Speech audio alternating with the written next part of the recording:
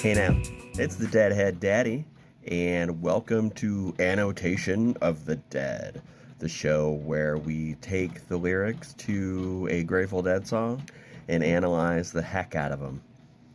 Today's episode is all about Caution, Do Not Stop on Tracks, the 1965 classic, and I hope you guys are ready for a real wild ride. Alright, so as for Caution, the studio version was recorded sometime between September 1967 and March of 1968 for the album Anthem of the Sun. It does appear as the second and final track on side 2 of that studio album. The complete annotated Grateful Dead lyrics lists Ron Pig McKernan as the song's writer, but Ice Nine credits the Grateful Dead with the words and music in most situations. Pigpen's tendency to improv on the spot made for many variations of the lyrics, so kind of keep that in mind as we're going over this. Now, the first known performance was November 3rd, 1965 at Mother's in San Francisco. And the last time it was played was in October 27th, 1979 at Cape Cod Coliseum, South Yarmouth, Massachusetts, and was played for a total of 72 times. Alright, now Phil Lesh's incredibly amazing and highly recommended book by me, his autobiography, Searching for the Sound, contains the origin story of our song. I'm going to quote it here. At one point, we were standing out there, entranced by the rhythm of the wheels clickety-clacking over the welds in the rails. Billy and I looked at each other and we just knew. We simultaneously burst out, "We can play this!" This later turned into Caution, Do Not Stop on Tracks, one of our simplest yet farthest reaching musical explorations. Based on the train rhythm, it only had one chord and was played at a blistering tempo. However, Bobby Weir remembers the song this way. I wish I could do a decent, Old Man Bobby imitation because it's pretty funny. But anyways, how the Caution Jam developed is that we were driving around listening to the radio like we used to do a lot, and the song Mystic Eyes by them was on. And we were saying, check this out, we can do this.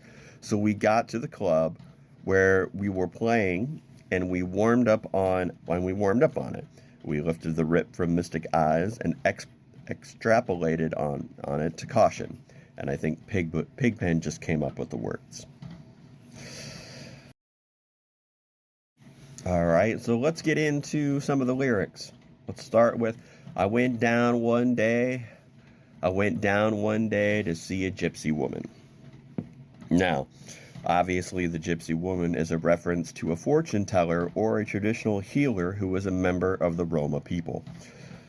Some people who identify themselves as ethnically Roma are offended by the term gypsy due to its historically negative and racist uses. According to grammarphobia.com, gypsy, with a capital G, is offensive to some people and should be used with caution, if at all. It should be avoided entirely if any ethnic connection is implied. In the 20th century, however, gypsy, with a lowercase, has acquired several more meanings, few of them intending to be offensive.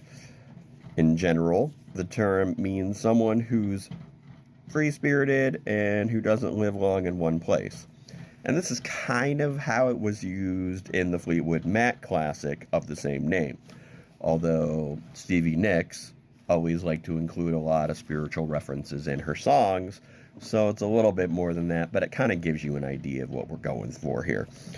Obviously, the point Pigpen was making in the song was that he sought a fortune teller with advice about his relationship. Alright, now let's skip down to near the end of the song where he sings the line, "Just a touch of Mojo's hand." What's a Mojo hand?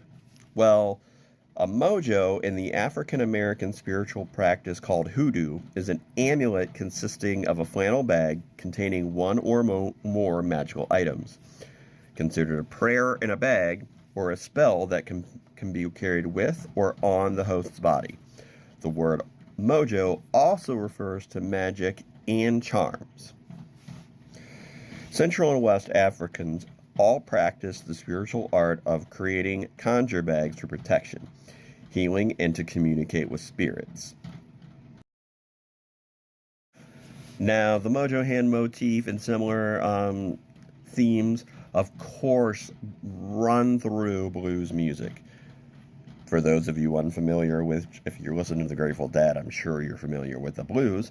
It was created in the United States by African Americans in the mid-19th century and incorporates spirituals, African American work songs, slave shout songs, field hollers, and call and response. Several blues singers created songs about mojo bags. For example, the Preston Red Foster song, Got My Mojo Workin', recorded by Ann Cole in 1956 and by Muddy Waters the following year, spoke about the spiritual power of the mojo bag. Junior Wells composed an album in 1965 called Hoodoo Man Blues. In the song, Wells explained he traveled to Louisiana and saw a hoodoo practitioner to make him a mojo bag to get back his girlfriend who had left him for another man. Specifically for this song, Mojo Hand is the title of a Lightning Hopkins song, and probably the song Hopkins is the most known for.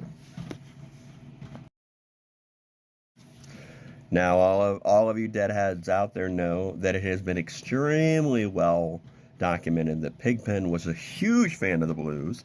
In fact, Grateful Dead kind of started out as a blues band anyways. And that was because his father was a DJ for a blues radio station in the area and had a pretty large personal collection of blues in their home. And so Pig was listening to this stuff all of the time. And so I think that's not that he didn't know the meaning of the words of what he was saying, but I think that's probably more of an influence on why he would use terms like gypsy and mojo hand, because they were commonly used in the blues music of the time. So I try not to read too much into these lyrics, other than he was totally shooting for the concept of looking for some mystical help in a bad situation. Just as a point of reference and a little extra trivia, mojo is also a slang term for the drug morphine. Alright, Caution doesn't have a whole lot of lyrics to it, at least the studio version, which is what we're going over, and I'm sure that in all the various live versions, Pig threw all kinds of crazy stuff in it. So if there's specific lyrics to a specific version that you'd like to talk about, I would love for you to comment below this video and tell me your feelings and your thoughts on this version or any of the versions of Caution out there. As far as me personally, I'm sorry, but the Pigpen era is not really my favorite era of the Grateful Dead. I'm more of a 70s guy, and so not a whole lot of this era songs resonate a lot with me, and I don't really have any like personal impressions on the song other than what I just told you. So, you know, that's kind of it for me today in this. But like I said, if there is any other lyrics to this song in any of the versions that you have heard over the years, I would love to hear your thoughts and love to hear you talk about it. Or if there's something I didn't get quite right or you know more details, feel free to comment, man. I'd love to hear from you guys. Yeah, I mean, but again, this is just a short video, nothing super long. I don't have much more to say about it. But if there's other Grateful Dead songs that you would like to discuss, feel free to comment in it. Comment on this video and say, hey, let's talk about Shakedown Street, or let's talk about Althea, or let's talk about this or that. And that can include their solo works as well. Why not? Heck, maybe this gets big enough, we throw in all kinds of bands. But for now, we're sticking with the Grateful Dead.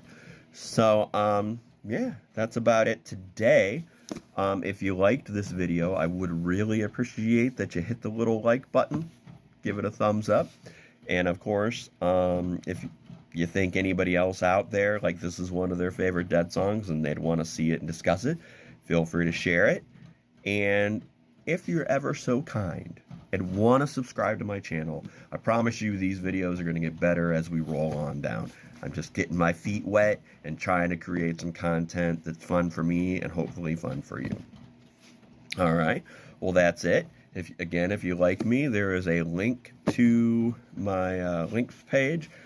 You can follow me on all kinds of social media. Look me up that way. You can also email me at the email address below. I do appreciate each and every one of you, and I thank you not just for watching this video, but any of the videos I've made in the past. I appreciate it. It's just a fun hobby for me, and I'm glad that some people are enjoying it. All right, well, I hope that you have an amazing day. I hope that you get to spend some time with the ones you love. And as always, stay grateful.